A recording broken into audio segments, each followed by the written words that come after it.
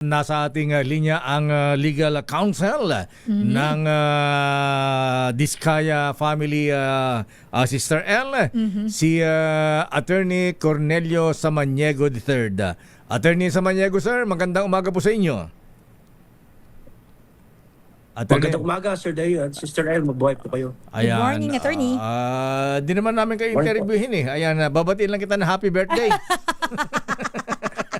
Salamat po. Kailan ba birthday ni attorney? Birthday niya ngayon. Ngayon ba? Happy birthday, attorney. Opo. Kaya magpapaano na siya ng emperador Salamat, mamaya. Sister El. Ayan, ayan, nako attorney, ayan, sabi ko nga when it rains it pours. Abay, kakasuhan na naman daw ang inyong kliyente ng panibagong ghost flood control project sa Davao. Ano ba ito, attorney? Oo nga, Sir Dayo, nakakalungkot kasi yung case na in-announce ng ombudsman, non-bailable kasi may conspiracy daw, malversation. So, nakakalungkot dahil mukhang ang kasong ito ay minadali, parang naging optics. Okay, para laban sa mga diskaya. Okay. Actually, yung project na yun na Sir Deo, nakuha yan noong January 2022. Nag-umpisa sila, natapos, and nagkaroon ng natural calamities, kaya yung ibang portions na was out. So, nagkaroon ng repairs, and then sunod-sunod yung bagyo, was out ulit, hindi nakapagtrabaho ang korporasyon, hanggang nag-take over ang CIDG, at nung pagpunta nila doon, hindi naman nila pinuntahan ng lahat ng project na ginawa ng Safety Committee doon sa Kulanan na Jose Abad Santos sa Davao Occidental. Ito kasi yung rebatement ng river, Kuya Deo, no? So, dahil sa mga pagbaha, hindi naman natin mapipigilan ng natural calamities, Sir Deo, no? Nabalam ang trabaho. Ngayon, tapos na yung trabaho. Tapos na. Base sa mga binigay na pictures ng mga public respondents ng DPWH ng Davao Occidental. Tapos po yung proyekto. At bakit ipinail pa nila yung kasong 3019 at marbleization na may conspiracy.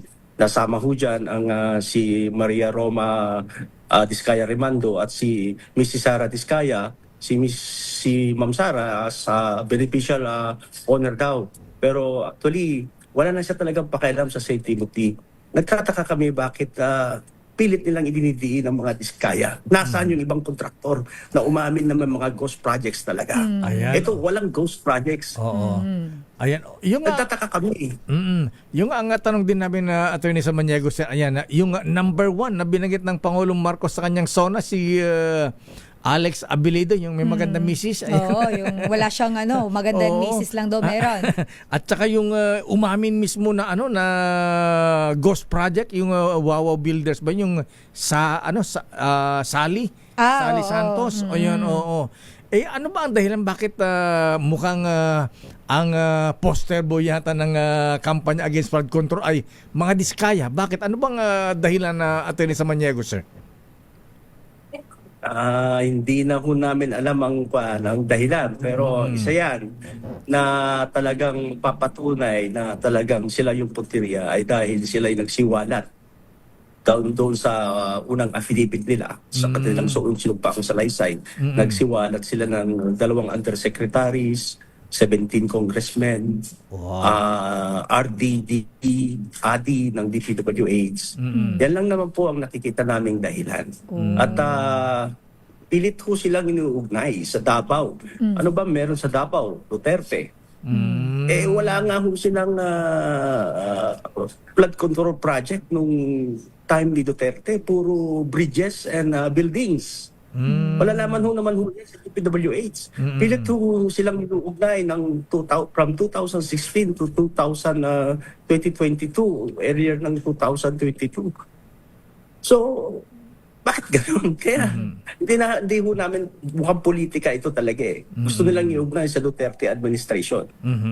Ayan.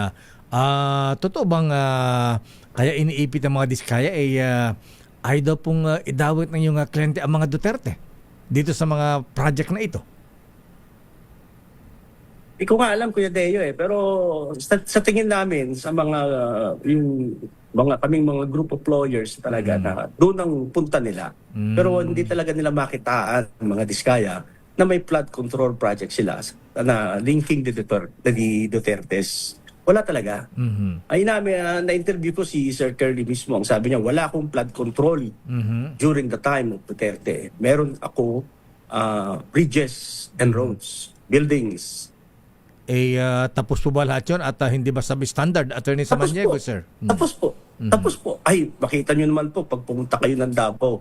Tignan nyo naman yung mga... Alam po yan ng DPWH. Nasa database po nila yan. Kung saan po yan. Hindi naman makakapag-signaling ang records. Ang nakakalungkot lang po dito kasi, ito kasi non-available. At alam niyo kung saan pa? Sa Digos City. Oh. Sa Davao Occidental, sa Digos. So, napakalayo po yun. Considering na yung pamilya ni Ma'am Sara Diskaya, yung mga anak niya ay may problema. Nakakulong na nga po si Sir Curly, may kukulong pa si Ma'am Sara. Ano na lang ang mangyayari sa mga anak niyang apat na may mga problema sa kalusugan? So, ina-expect nyo na pati si Sara Diskaya ay makukulong din, Attorney, batay sa mga reklamong ito? Well, base sa resolution na nakuha noon namin kasi inallege nila ang conspiracy. May concerted action sila. So, ang malversation, pag lumagpas ng 8 milyon mahigit, ay talagang non-bailable po yan. At kumusta po ang Carly Diskaya? Abay, ang taga-tagal, mahigit 1 buwan na sa kulungan sa Senado. Kumusta po siya? Yes, actually, Sir Deo, for the information of the public, nag-file ulit kami ng another petition. Ito naman yung petition for certiorari. Kasi doon sa unang kaso naming ipinal na habeas corpus, nagrekomenda ang korte na dapat petition for certiorari. So, sinundan ho namin yung decision. Tignan ho natin kung anong mangyayari. Binigyan ho ang OSG until December 14 to file their answer. Kasi nag-file sila ng motion for extension of time. Ayan. Tuloy po ang pagbabasa ng Bible ni Carly Diskaya. Maayos naman ho. Actually, Sir Dayo, papakita ko lang itong mga picture na natapos. Ano yung picture na tapos yan? yung project Ayun yung mga project. Yan po yung sa Davao. Davao, Attorney. Ayan po. Tapos so saan po ang ghost projects yan? Saan po ang ghost project yan? Tapos ang project, yan yung true repairs, Sir Dayo. Kasi nga, was away yung ang mga nagawa nila before. Pero tapos ang project. Ngayon, paano magiging kwan yan? Ayan o, ganda nga ho ng gawa Pero kung titignan nyo, napakaganda ng gawa.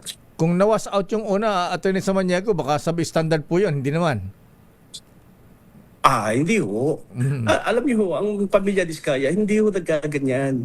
Ever since, hindi ho. Kaya nga ho sila na-accredit na quadruple A. Pero nyo siyam na korporasyon naging quadruple A lahat dahil sa performance po nila. May mga investigador naman po, mga ganyan.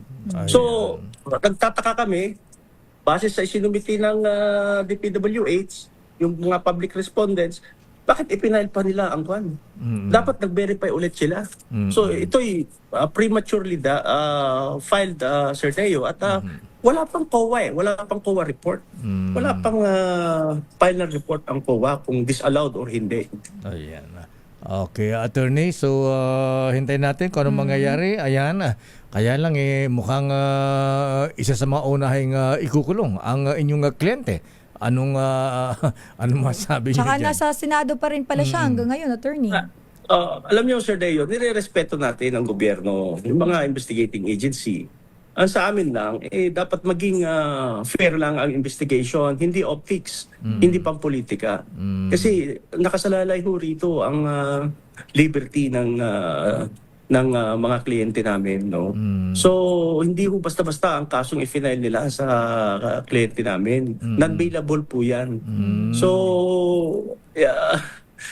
ewan ko kung sana makitaan na walang probable cause ng korte para hindi naman makapag-issue ng warrant of arrest. Ito po, tinatanong ni Commissioner Beda Epres, ayan, Pats Arbas at Nelson Yao, kailan ka daw magpapainom? Dahil birthday mo. Andyan lang po ako. Alam naman nila kung nasaan ako. Open ba sila sa Pacos? At yun sa Maniago, sir. Ayan, maraming salamat po at good luck. Ayan, sa'yo at sa iyong mga kliyente. Ayan. Alam ko, parang na-stress nga si attorney. Birthday na birthday niya eh. Oo nga, ayan. Oo nga, Sister Ed. Ayan, nagkakaroon Maraming pong salamat sa binigay niyo pong pagkakataon, Sir Dayon, Ayan, Sister Ed. Mabuhay po kayo. Thank you, Welcome, attorney. attorney God sa bless po. Maniego. Ayan.